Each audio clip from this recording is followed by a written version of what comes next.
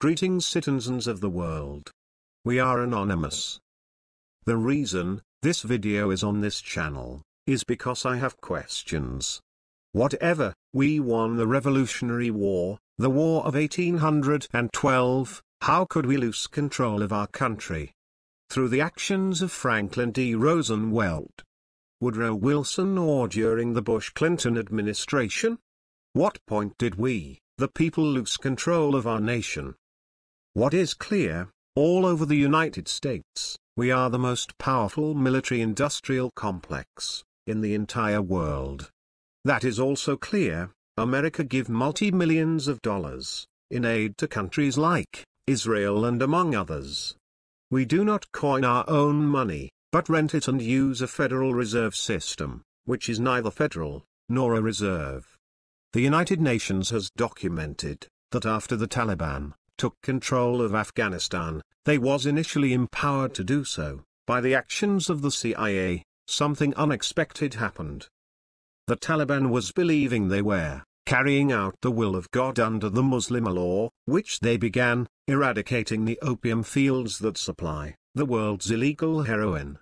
They were proving to be very successful at this. Also, they had reduced the poppy fields from more than 100,000 hectare-acres to as little as 7,000 hectare-acres, nearly whipping out the world's supply of illicit heroin production. Only after United States lead troops suspiciously entered Afghanistan under the guise of Taliban who sponsored terrorism. The troops removed them from power. That resulted the opium fields made a comeback. And what a comeback it made under the Bush administration. Opium production recovered to near record levels, and the Taliban, though never claiming responsibility for the events of 9/11 and never being charged officially with the alleged crimes by the FBI, who never has been labeled as the top terrorists ever since. Now we must ask ourselves, who would benefit the most from the continued sale of heroin? Who initially made their fortune from the sale of opium to China, and then proceed to launder the money into the United States stock market?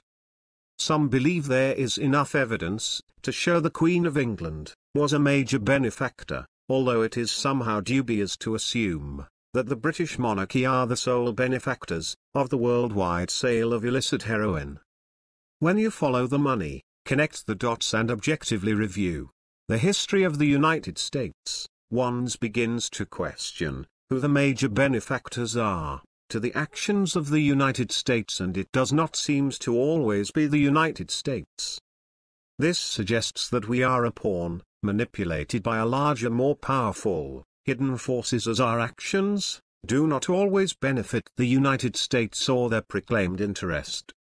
The discovery that all presidents are related by a young schoolgirl once again raises the question, have we ever in the history of our nation ever been in control of our destiny? Or have we just been led to believe so because we were told it to be true in our schools? How is it that the United States has had to declare bankruptcy about every 70 years since its inception? How is it that the Deutsche Bank of Germany would be the largest benefactor if all the homes in the United States were foreclosed upon? How is it that this supposed bailout of AIG allowed for most of that money to pass through AIG and end up in the coffers of Societe Generale Bank?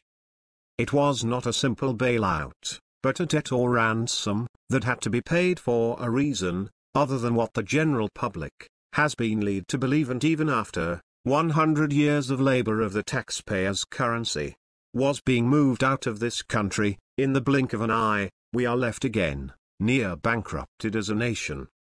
It would be most beneficial to the United States to coin its own money, rather than use a system of money that keep us forever in debt. Yet we continue to use this Federal Reserve System that is beyond the scope of an audit, and though this audit would prove that our interests are not being placed first and likely expose the beneficiary as a foreign entity and our handlers as treasonous, we cannot seem to get legislation to pass an audit on the Federal Reserve, It would preserve our best interests as a nation. The amount of foreign interest in the United States is literally staggering. It all begs for the question, if we are not in charge of our nation, then who really is? The things destructive to our nation's well-being are being accomplished through cloak and dagger, by a selected few who has infiltrated our system. And what are their intentions? We are anonymous. We are legion. We do not forgive. We do not forget. Expect us.